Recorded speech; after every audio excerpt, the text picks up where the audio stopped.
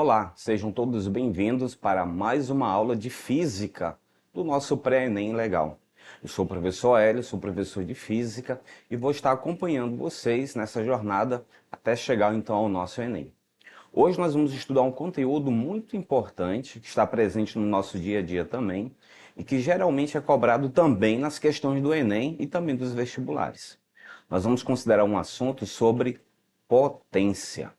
Isso mesmo, potência que está relacionado também ao nosso conteúdo, né, da dinâmica, das leis de Newton, da força. Então vamos fazer toda essa relação com o conteúdo que já foi abordado. Vamos lá então? Nos acompanhem aqui, por favor. Notem nesse slide que temos aqui um exemplo que a gente pode entender um pouco sobre a potência. Nós estamos vendo aqui um prédio e nesse prédio temos dois elevadores. E eles estão subindo com a mesma carga. Essa carga tem a mesma massa, portanto, e está subindo então no nosso prédio. Estão notando uma diferença entre os dois? Eles estão realizando o mesmo trabalho, subindo, mas com uma diferença. O tempo. Nós estamos vendo que o elevador do lado esquerdo está realizando esse trabalho em 30 segundos. Já o nosso elevador do lado direito está realizando esse trabalho em 50 segundos. Então aqui a gente já pode ter uma ideia sobre esse conteúdo tão importante, que é a potência. A potência vai estar relacionado a uma realização de um trabalho, e esse trabalho nós vamos ver que está relacionado com o tempo.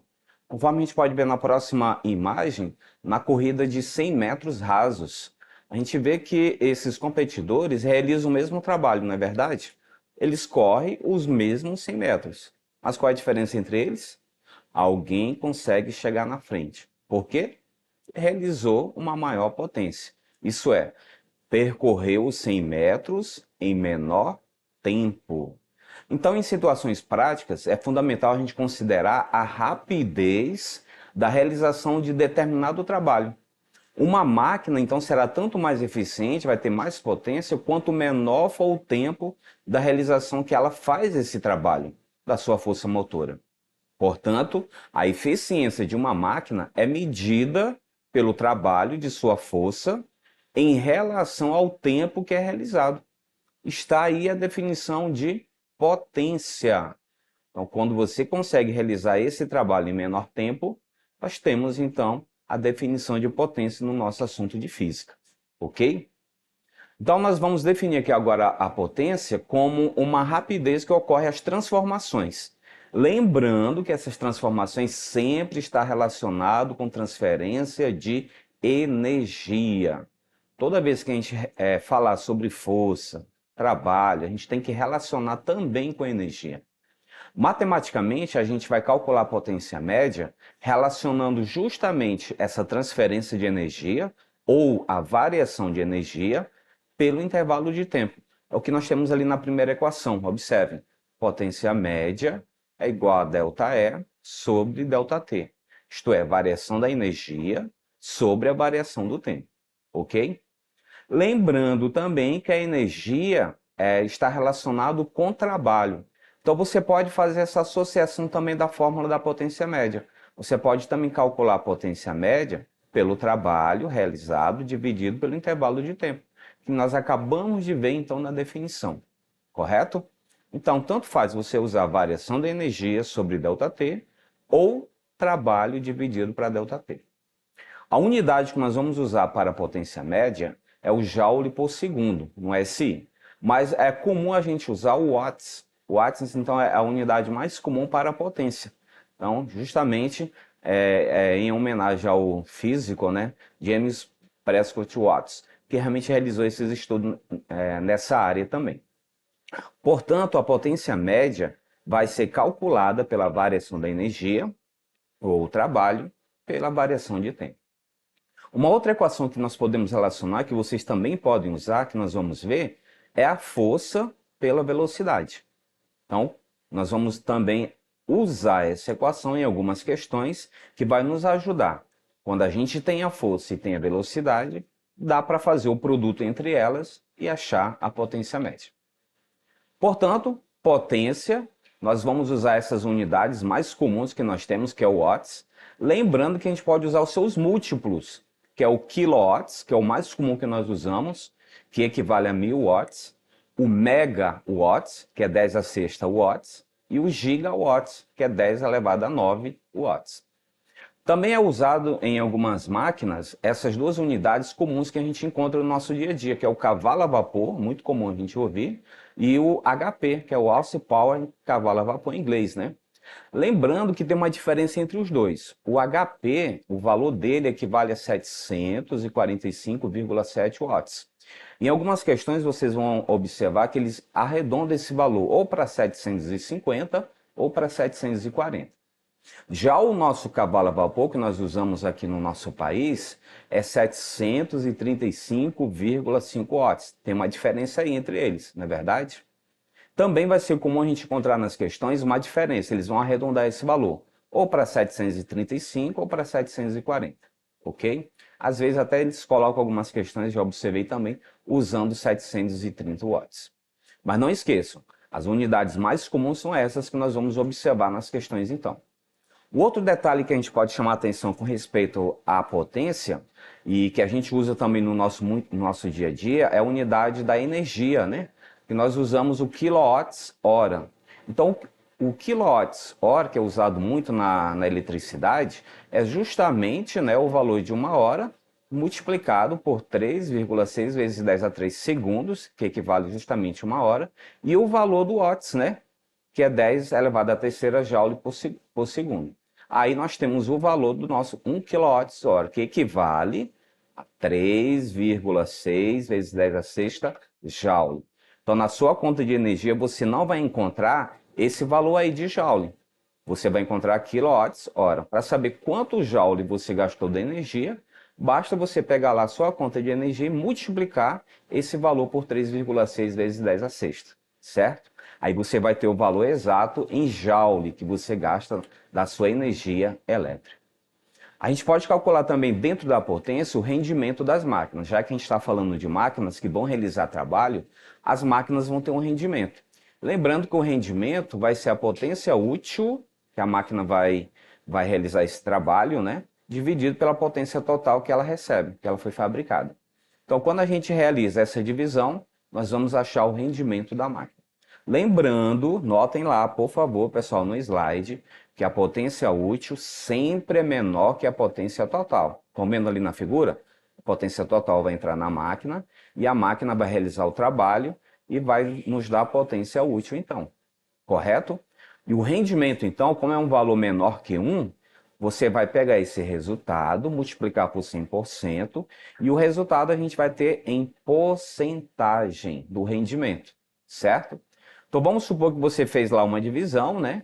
E o resultado deu 0,5. Então 0,5 vai ser equivalente a 50% de rendimento. Então não esqueça desse detalhe, certo? Um exemplo bem claro disso que a gente encontra no nosso dia a dia são os ônibus espaciais. Ó. Ele é impulsionado por um ato de um lançamento, né, pelos foguetes. Essa força propulsora, né, que nós vamos chamar de F, recebida pelo sistema, tem a mesma direção e mesmo sentido da velocidade. Quando isso ocorrer, a gente pode achar a potência. Então a potência vai ser a força vezes a velocidade. Mas olha o detalhe. Quando a força tiver o mesmo sentido e direção da velocidade a que você vai aplicar essa equação. Potência igual a força vezes a velocidade. Correto, então? Vamos lá, então, para as questões de revisão, então?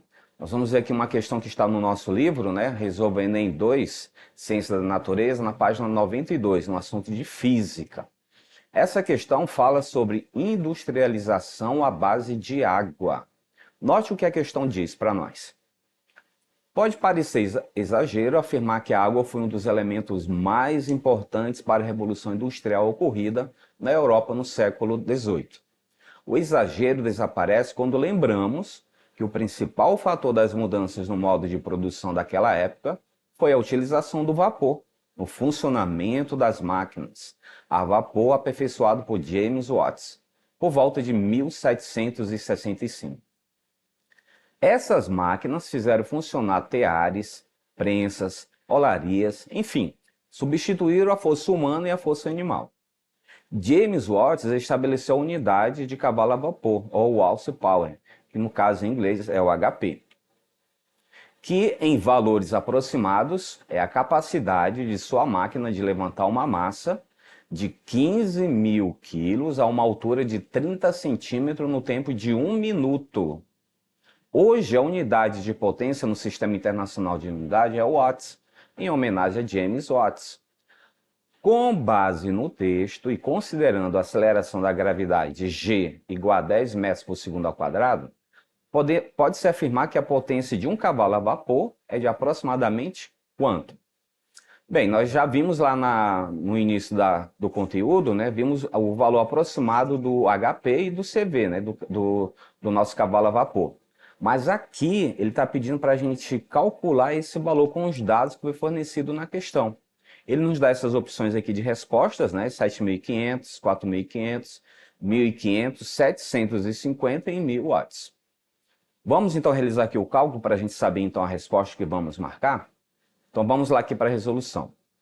Primeiro foram nos fornecidos esses dados na questão, você lembra? Nós temos a massa, 1.500 kg, nós temos a altura de 30 centímetros, que transformando em metro vai dar 0,3 metros, e nós temos o tempo, né, o ΔT, 1 minuto. 1 minuto transformando em segundo, 60 segundos. E a aceleração da gravidade, que é o nosso G, né, 10 metros por segundo ao quadrado. Lembro que a gente colocou uma das equações da potência que a gente tinha que achar a variação da energia? Então vamos achar a energia que gasta então pela máquina. Ó. Massa vezes G vezes altura. Então quando você faz esse produto de 1.500 vezes 10 vezes 0,3, nós temos a energia. 4.500 joule. Essa é a variação de energia da nossa máquina. Vamos achar agora a potência média, né? Que é a energia dividido para a variação de tempo. Agora nós vamos pegar 4.500 dividir para 60 segundos, que vai dar quanto? 750 watts. Então foi aquele valor aproximado que nós vimos de 735, né? Lá nos valores que nós vimos no início do conteúdo. Qual a alternativa que nós vamos marcar? Alternativa D, 750 watts. Notaram? Uma questão bem simples, tá? Não é difícil de fazer esse cálculo, né? Basta você lembrar da fórmula da potência, né? Que nós vimos da variação da energia dividido pela variação de tempo. E lembrar também do cálculo da energia, né? Massa vezes G vezes altura, que é uma das equações que a gente pode fazer isso também, que nós já vimos nas aulas anteriores. Certo, então? Vamos para a próxima questão? Vou colocar aqui, então, do Enem de 2016. Essa questão dizia o seguinte: a usina de Itaipu é uma das maiores hidrelétricas do mundo em geração de energia, com 20 unidades geradoras e 14.000 megawatts de potência total instalada. Apresenta uma queda de 118,4 metros e uma vazão nominal de 690 metros cúbicos por segundo por unidade geradora. O cálculo da potência teórica leva em conta a altura da massa de água representada pela barragem. A gravidade local é de 10 metros por segundo ao quadrado e a densidade da água é de 1.000 kg por metro cúbico. A pergunta que ele faz então, a diferença entre a potência teórica instalada e a potência não aproveitada. Qual é a potência em megawatts não aproveitada em cada unidade geradora de Itaipu? Então, olha só os dados que eles nos forneceram na questão. Temos vários dados aqui, não é verdade? Mas a pergunta que ele faz é a potência em megawatts não aproveitada, isso é, a potência dissipada. Na questão nós temos a potência total, precisamos agora calcular a potência útil, né, de cada então, unidade geradora para a gente achar a potência dissipada. Vamos lá então resolver essa questão? Vamos aqui então para a nossa resolução. Lembrando que a potência dissipada você pode calcular da seguinte forma: potência total menos a potência útil, certo? Nós temos aqui, então, a potência útil que a gente pode achar, que é justamente a potência deles, de cada unidade, dividido, então, pelas unidades, né? Nós temos aqui 14.000 megawatts dividido para 20 unidades. Então, cada unidade geradora vai produzir 700 megawatts de potência útil. Então, nós já temos esse primeiro valor aqui que a questão nos forneceu. Próxima questão, nós vamos achar a potência total. Nós vamos pegar então a densidade da água, a vazão nominal também que ele deu na questão, o G, que é a nossa aceleração da gravidade, e a altura. Fazendo a substituição desses valores que nós temos ali então a densidade da água, que é 1 vezes 10 a terceira, a vazão da água, que é de 690, o G, que é 10, e a altura de 118,4. Fazendo então o produto desses valores, chegamos ao seguinte valor: 816.960 vezes 10 a terceira, tá? Watts. Isso aqui é o valor da nossa potência total. Andando ali a vírgula para o lado esquerdo, nós podemos arredondar esse valor para 816,96 vezes 10 a sexta watts, certo? Colocando em megawatts, nós sabemos que 10 a sexta é mega, então olha o valor que nós temos, 816,96 megawatts. Agora ficou fácil, né? Achamos a potência dissipada. Basta agora fazermos a subtração de 816,96 para 700. É o que nós vamos fazer agora. Fazendo a subtração, chegamos ao seguinte valor: 116,96 megawatts. Então, a alternativa que nós iríamos marcar lá, alternativa C. Então, esse é o valor da potência dissipada por unidade, de cada unidade geradora de energia. O que a gente precisa entender nessa questão? Nós precisamos entender que ele forneceu para a gente a potência útil, mas que a gente precisou fazer o cálculo da potência total, ok? Então, fazendo isso, achamos os dois valores que nós tínhamos e agora é só fazer a subtração, correto? Então, pessoal, esse foi o nosso conteúdo de potência, para vocês continuarem revisando, está certo? Vamos fornecer esse material também lá no nosso site, entre lá nas plataformas, você vai encontrar esse nosso conteúdo, não esqueça de acessar nossas plataformas online, você vai ter esse conteúdo, as aulas gravadas, você vai poder revisar, pausar, para poder entender direitinho, ok? Nós queremos agradecer mais uma vez essa atenção que vocês estão dando para o nosso Pré-ENEM Legal. E até a nossa próxima aula, então.